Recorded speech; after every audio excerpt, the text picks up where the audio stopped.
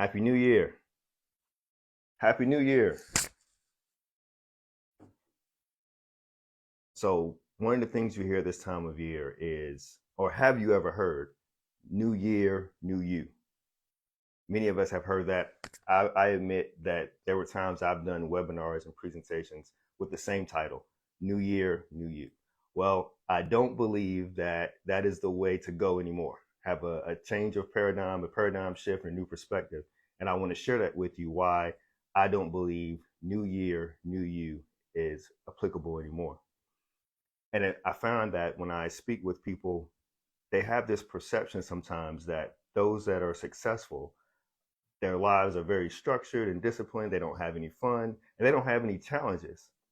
And that's not true. Most of us that are successful because we love what we do. We really enjoy what we do, but we also have challenges. The difference is we have challenges, but challenges don't have us. And when I thought about 2022, I've been thinking about this all day, and God just put on my heart to share this because a lot of leaders, a lot of people don't really share with you the whole thing. Social media is just full of highlights, right? And so when I thought about 2022, 2022 was literally one of the greatest seasons in my life. And I'm not saying that to brag because if you pay attention, you're going to hear that not all of it was worth bragging about. But I say that because it truly was one of the greatest seasons. I had some of the most amazing things and I had some crazy challenges all at the same time. So when I look at 2022, that was 22 years of marriage celebrated, which was fantastic. Got a chance to travel to the Caribbean for the first time, St. Lucia, loved it. But in the midst of having all that going on that was good, I also had some major challenges in the practice, in the business. We had a failed partnership, I'll just say, that just went crazy. And it was difficult. It's actually one of the most difficult years I've had in business ever. So in 12 years, this was just a really big challenge that I had to work through. And it was starting to consume me. And then I had to realize that, like a lot of you, I had to realize I have to make a decision. I have a choice to make here. I can continue to focus on this distraction or look at all the amazing things God had going on in my life and focus on those in that direction. Because I had set a goal at the beginning of the year for speaking engagements, which I hit. So I had a goal for that. That was taking off. Business was doing well. Consulting was picking up. Marriage, family, all these things were going great. But I had this huge challenge over here that was just eating at me. And so what I realized is nothing happens to me. Everything happens for me.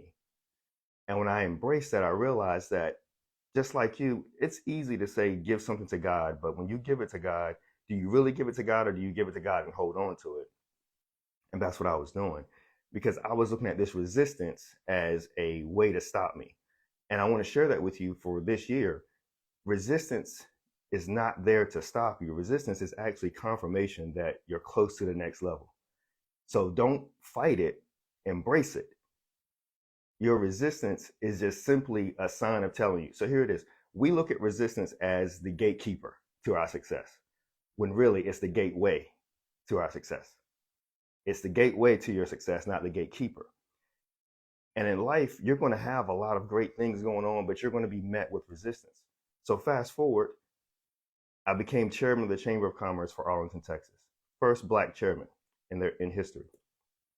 But all of that was going on while I was still dealing with this resistance. But I chose to focus on the achievements, the success, what God was doing in my life versus that. And if I had focused on those things, man, I would not have been successful, would not have ended my year the way I ended it.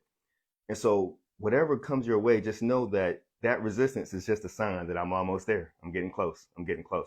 So here it is. In life, life is a lot like football. If you know me, you know I love analogies. Life is a lot like football. We think that we're going to have a walk-in touchdown, just an easy score. It doesn't work like that. What it really looks like in the spiritual realm is we're on the goal line. We want that win. We want that touchdown, that W, that trophy, whatever you want to call it in life.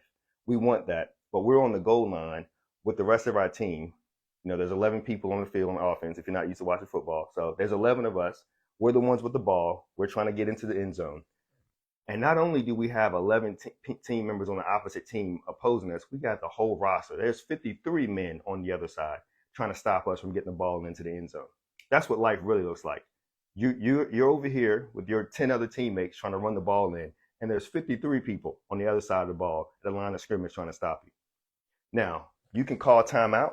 You can get afraid and call timeout. I'm like, coach, I don't think this is the right play. I don't think this is going to work. But what your opponents don't realize is you have 5 linemen plus 2 tight ends. So that's 7 people, right? You have a quarterback, and then God's also giving you a guy like a fullback. So now you have a total of 8 people blocking for you. But what they don't realize is those 8 people are capable of blocking 10 people each. So 8 times 10 is 80, but there's only 53 people at the line trying to stop you. So if you just simply run the play, you'll see that you'll win. You'll see that you can do it. However, a lot of times we freeze up and we don't run the play because of what it looks like to us and our own strength and our own ability. Me being one person trying to get through this line of scrimmage of 53 is daunting. But if we just focus on who we are and run the play and do what we need to do, man, you'll be surprised. And so I don't think we need a new year, new you. Here's what I believe. Come close. I believe we just simply need a new year in the true you. The you that doesn't have limited beliefs. The you that's not insecure. The you that's powerful. The you that is walking in their purpose. You know, those steps that God predestined for you to walk in? That's the you that we need. Not a new you, but the true you. Back in the day, Eminem, when he first came out, he had a song called Slim Shady.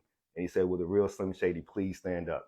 So I'm asking you for 2023, will the real you please stand up? Will the powerful you please stand up? For the you that can embrace and make an impact and influence this world to a better place, please stand up.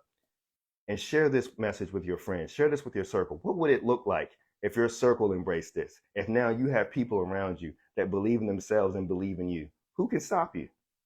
So no more new year, new you. I need for this new year a true you.